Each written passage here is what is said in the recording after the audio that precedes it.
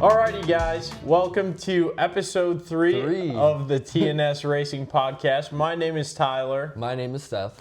And we're going to first start off by giving you guys a little rundown on our past weekend. Both Seth and myself ended up being able to race. The weather, you know, we were kind of concerned about the weather a little bit last week, but we were able to race this past weekend. So if you kind of want to get right into how your weekend went, Seth, tell the viewers and let everybody know kind of what went on in your pit. So we this weekend we were at the IRA at Sycamore Saturday. 17 wingless checked in, a little over 20 cars checked in for the IRA 410s. We ended up having a good night. We ended up qualifying 6th overall. Then being started on outside pole of, I believe, the first or second heat. I think it was the first heat. Nope, second heat, sorry. It started off real good, came in a little hot in 3 and 4, kind of spun her around a bit, saved her, started in the back, moved up, back up to 6th, finished 6th, and then we ended up starting 4th in the feature. About a lap into it, we ended up making a pass for the lead, and then a red flag came out. And then after the red flag came out, went to go start the car, and it didn't start. Didn't want to keep going. So I kind of did one full lap around just to let the guys know that, you know, something may be wrong. So I ended up stopping on the backstretch to see if it would stop after another push, and it didn't. So I ended up bringing it back in the pits, and that ended my night. But overall, it was a good night. We got qualifying good. We got a good pill draw, good heat race. But it was the battery that we ended up finding out that was draining the power out of it. Yeah. So it was frustrating, but I'm glad it all happened in one piece. Yeah. And there's just the first night. So there's many nights to come. Yep. So it's good to have the car. We were talking about it last week. It's good to come home with the car in one piece the first night. Obviously, the first night you're going to find some gremlins. I've dealt with gremlins the first week, just learning the new car, and even this past week, which I'm about to talk about here in a second, because it kind of set me back a little bit at the beginning of the night. So getting into my weekend a little bit, we started off not that strong. Our weekend was kind of the opposite of maybe yours. We didn't really start off strong, but I feel like I was able to kind of bring it together by the end of the night. So we ended up going out for qualifying. Didn't really have sufficient heat in the motor. Yeah. It kind of stumbled on itself anytime I went past half throttle. So I was kind of just out there making not really fast laps, just kind of making laps. And unfortunately, that put me like 17th overall quick and like the slowest car in my group. So I ended up starting 7th in the heat race. They had watered the track right before we went out for our heat race, and it was gut slick up to like some slime on the top. Some of those guys, we went down into 1. I didn't necessarily attack on their right rear as hard as I probably should have. We all kind of pushed up. Well, because I was on the top, I ended up in the slime, which set me back right off the get-go from the heat race. I ended up being able to recover and what I like to call hawking them down. I ran those guys in 6th place and 5th place back down. I was able to grab 6th place, and then was probably within the next lap going to be able to grab 5th. Just kind of found my groove a little too late. But that would set us up, not necessarily the greatest, but in the first 3 rows of the B main. I do have to say, that was probably the scariest race that I've ever been in. Yeah, you did text me later in the night that it was pretty scary for you. Yeah, so we went out for the B main, and we were fighting the wind and the sun all day, so the track was really, really dry. And they had added some new clay, and it seems to have a little more sand in it. So it was extremely dusty. I mean, we took off, and by the time we made it in the 1, I couldn't even see the bumper in front of me. So like, we've had that happen at Wilmot a couple years ago. We called it the Devil Dust Bowl. We couldn't. Yeah. We could only see the people in front of us by like the transponder blinker or the fire coming out of the back of the exhaust. Yeah, that's about as close as it was. For a while, I was running the top, and I felt faster on the top, but I just wasn't comfortable being out there because I couldn't see anything. So I just ended up gauging the rest of that B main race. I kept telling everybody it was like reading Braille. I just found the infield tires and kind of put my left front on them and felt I felt a little nudges from the infield tire, and I knew that I was, keeping the same line. And as long as I did that and nobody really came down or spun out or anything, that we were going to be all right. So we ended up fourth in the B main. Which would end up putting us starting, I believe, 18th in the feature. Okay. We kind of went to what we were at the other week for setup-wise and where I felt comfortable, so we just kind of wanted to build off of that. And honestly, I felt really hooked. In the B main, our car was so balanced. We actually had made a spacing change, and one of the spacers was left on the tail tank on the fuel cap. And I came in after racing, and it was still sitting there. So, needless to say, our car was pretty hooked up and pretty balanced. At this point in time, we'll say that maybe the driver needs to catch up to the car a little bit now. So, I was able to go 18th to 11th. I was able to grab that last spot coming out of turn 4. I was gaining on the pack that was kind of in front of me from about 7th place to about 12th was all kind of bunched up together at one point, and I kind of closed in on them, and I was hoping that we got a few more laps because I was just really getting comfortable and felt like I was really running them down, but we would end up 11th, which, for how the night started and kind of, I guess this is how our other week went as well. Our night didn't start off the greatest, but I was able to kind of recover. And every time we hit the track, we passed cars. We weren't passed by cars, so that's always a good thing. And the car is passing cars is always a good thing. Yeah, and the car is in one piece, so that's always that's all what we care about. Is the car going in the trailer in one piece. Yeah. All right, so that's pretty much all we had for this weekend, and then we'll get right into our next segment.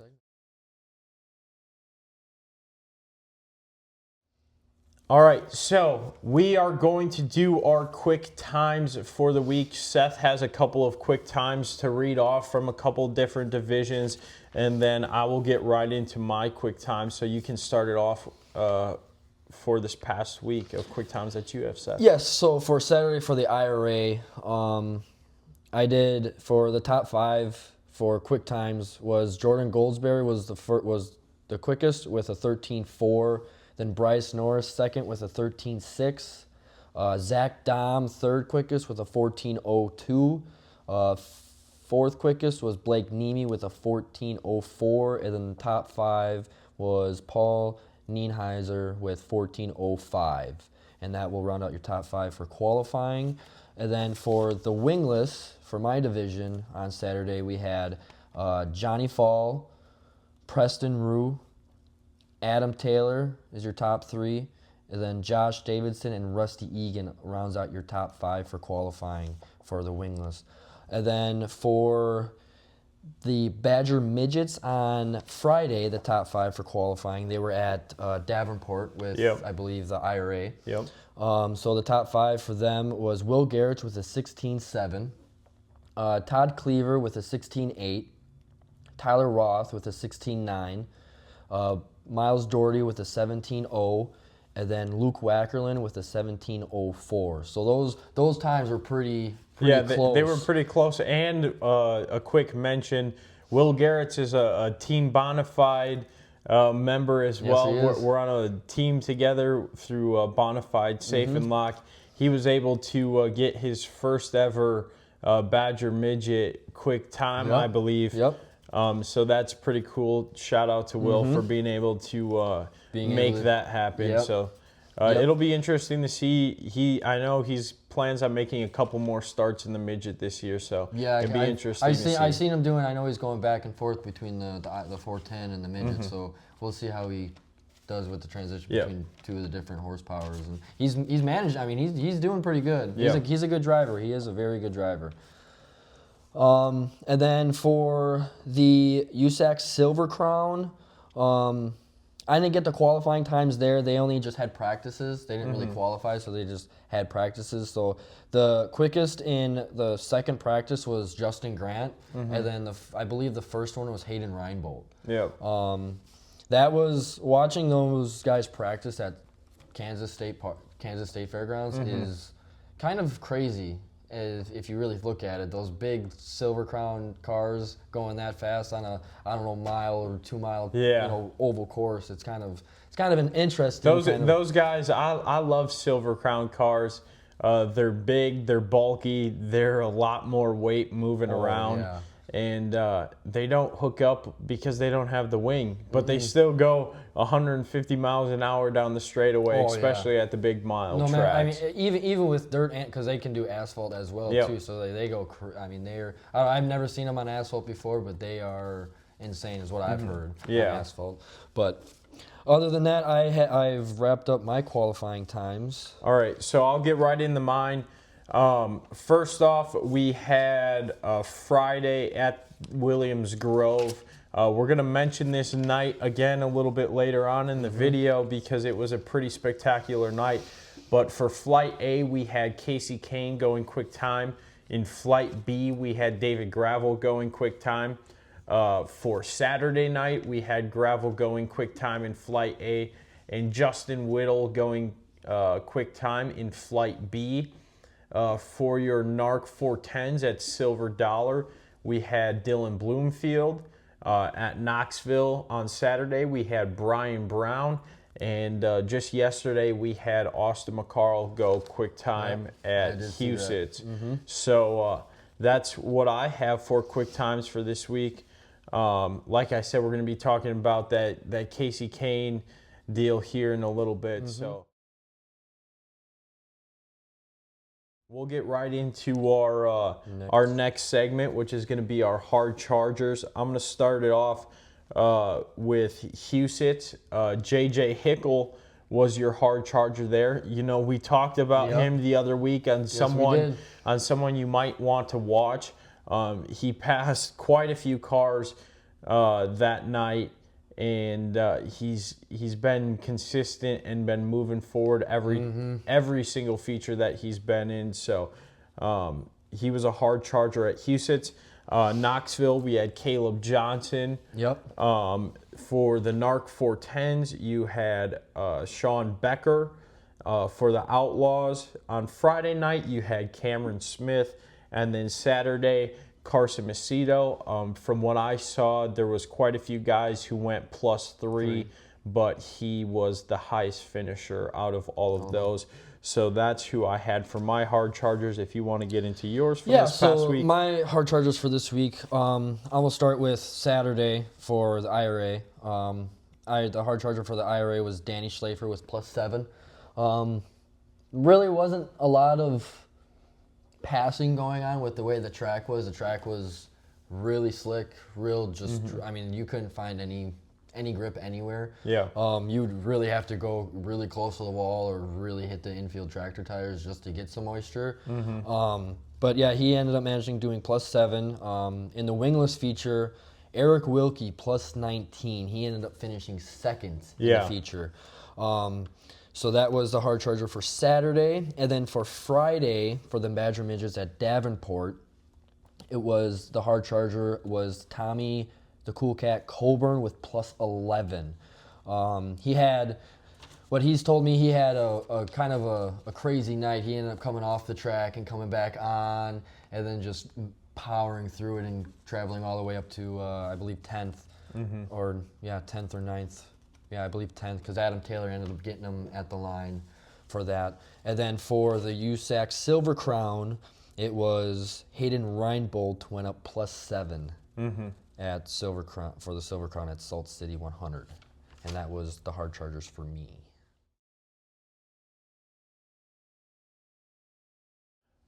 Getting right into the next segment, we have two drivers to watch. Seth can start us off with the first driver to watch. You know, we kind of mentioned this kid the other week. Yes, but we did. He's going to get mentioned again because we both agreed that he's definitely going to be someone to watch, especially with how this past weekend went. And you can kind of elaborate on our thinking behind that. Yeah, so the driver to watch for the Wingless Series for sure is Colin Sivia. Colin Sivia is probably one of the big drivers to watch in the Wingless Series. From what I've saw, from the very first time Jimmy, Colin's dad, Jimmy, first night in a sprint car, he started eighth, finished fourth. I don't really remember exactly the positions and how he finished, but Colin did the exact match of what Jimmy did in the very first night of his racing career. So I can see a pattern happening. I can see he's learning a lot from Jimmy. He's gonna grow. He's gonna end up in victory lane this year. I mean, if he's already finishing in the top 10 already in the first race, he's gonna be a feature winner. Yeah, and he showed speed right out the get-go. Even from practice, he showed that he is probably born to sit in one of these things and operate one of these machines. So. We definitely agreed that with how this past weekend is gone, and he qualified seventh or eighth too. So he's got it. Yeah, he has speed right out the box, we like to say, and he was able to keep that speed the rest of the night and come out with a strong finish. Always. So another driver to watch. This was more so of my decision just because I've been kind of watching him for a couple years now, but Christopher Traum, he ended up getting the victory on Sunday at Houston. It was kind of a mess to get him there. I think I saw a couple of videos of it. Yeah, like the first four guys, the top four ended up getting collected in one incident. Oh boy! And Christopher Traum, Caleb Johnson, who was one of our hard chargers. And then I believe Riley Goodnow was your top three at Houston. And Christopher Traum was able to get that win. Christopher Traum is maybe not a guy that a lot of people have on their radar, but he's definitely one of the more consistent guys. Maybe he's not consistently in that top 5 yet every single week, but he's always in contention to be there for, like, if that situation happens. He always seems to place himself in a good place to be able to attack on, hey, we have a consistent good car. I'm going to drive it as hard as I can. I'm going to keep racing until the end of the race in case something happens. And he just seems to be the guy that can be right there for that situation. So, I definitely like to see how this, although, they all kind of wrecked in front of him, I like to see how this maybe affects his confidence continuing the race at Houston and see if he's able to kind of build off of that momentum. Keep it going for him. Yeah. So we're going to keep on going. Me and Seth watched a few races, obviously, this past week. The race of the week was, I should say, a very historical moment for sprint car racing and this driver. If you'd like to introduce the driver, Seth. So it was Williams Grove. Williams Grove night 1. It was Friday. This driver made history with Outlaws, winning at Williams Grove. First ever Outlaws win ever, and that driver was Casey Kane. Yeah. And I could say it was a race for him. Yeah. He had it in a bag. He had that thing hooked up to the point where I don't think anybody would have caught him. Yeah, and like we said in our quick time deal, he ended up going quick time in Flight A that night. So they came out with speed right away from the beginning. And that's definitely going to be the race to watch. It's going to be one of those that's, I guess, put in what they call the highlight reel. Just because it's a historical moment. You have Casey Kane, who's won countless NASCAR races and has a lot of racing accomplishment across the board, but was never able to secure that outlaw victory. And to see him fill in for another driver that's not anything that's like his operation, and to go out there, win out like in their home, like it was out in PA. So like that's where Macary's from. Yeah. It was in his car. It was cool to see. So that was definitely, if you want to go and watch a race, watch that one. Watch that one, because that one is down in the history books now. Yeah. So for hard luck for this past week, we have 2 hard luck winners. One of them we've mentioned before, and Seth can mention him. Unfortunately, he just had another hard week, I guess. Yeah. So if you want to get right into that. I mean, with this driver, for the past couple of weeks, I'd say he's had a rough couple of weeks, especially in the non-wing, not the midget. The non-wing, with him going over in that one 410 race this Saturday, he ended up going over again. Yeah. And that driver was Adam Taylor. I ended up talking to him after the race Saturday night and asked him, what happened, what kind of caused this, and he said something ended up breaking in the rear end. I don't know exactly what happened and what broke. Yeah. But it broke something so much where he is the car is now not able to be driven anymore. Yeah. So his wingless season is done completely after that wreck on Saturday, because it destroyed the car pretty well, is what I heard. Yeah. So it was, a lot of people said it didn't look bad, but it was pretty bad. I mean, if it destroyed the car, it was a pretty bad hit. Because I didn't see it, because I was up in front, so I didn't really have any time to see it. But I did end up catching kind of like the end of it and how the car was. But that car just, I feel bad for him. He's having a rough couple of weeks in the very first beginning of the season. It sucks to see a driver, go out on a second flip of their career in the new season. So it's not really a good thing you want. Yeah. But the other hard luck that we had, we're going to mention Husitz. I mentioned it a little bit with Christopher Trom and how he ended up winning, but we're going to go with Ryan Timms. Okay. He was leading at the time and ended up being the car that kind of started with the collection. There was a lap car that was kind of on the top, and going down into one, he kind of came from the wall and went all the way down to the bottom, and Timms was already committed to the bottom, and they made contact, which drove them up the track. And your top 4, the second place, Austin McCarl, there was, I believe, Sam Henderson and one other person.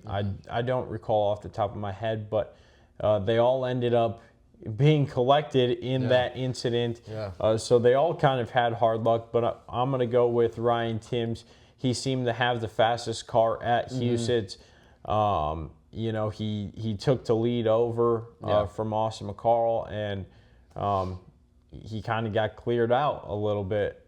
Not really anywhere to go, but I definitely think that he would be the one that gets the hard luck award for me for this week. I agree with that. More racing going on this weekend. We have a couple big events. I know that we are going to be in attendance at Plymouth Dirt Track alongside the IRA 410 sprint cars this weekend. That'll be the first time that the 360s are alongside the 410s this year. It'll be interesting to see how the track shapes up compared to the last couple of weeks, because the 410s are going. But I'm really excited to see that. I believe we were saying the All-Stars are racing tomorrow. Fremont. At Fremont Speedway. Yep. Tell them a little bit about what you have going on for your wingless, and then we're going to be able to see a pretty big event at Eldora. Yep. So this weekend the wingless is at Wilmot Raceway with the Badger Midgets and a couple other divisions with the Wing 604s, and I believe the Street Stocks or the Bandits, one of the two.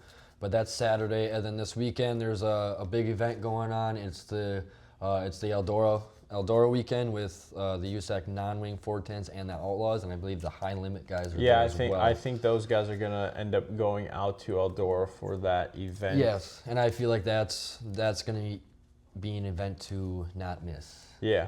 Eldora is always a good time. It's always a fun race, especially when you get all those open wheel cars there together. And I'm sure there's going to be big car counts. I'm sure there's going to be a lot of big names thrown out. A lot of good racing, a lot of cars, big crowds. Yep.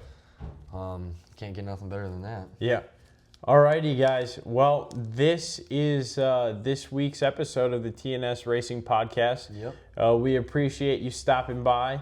Make sure to hit that like button. Yeah, hit that like button. And subscribe to get all of your racing content from us. We're gonna continue to try to inform you guys and keep you guys all up to date with what we see going on inside the racing community. And make sure you hit that bell for more live notifications too when this goes uploaded. Alrighty, guys. So we will catch you in the next one. This was the episode 3 of the T&S Racing Podcast. We'll catch you guys next week. Deuces.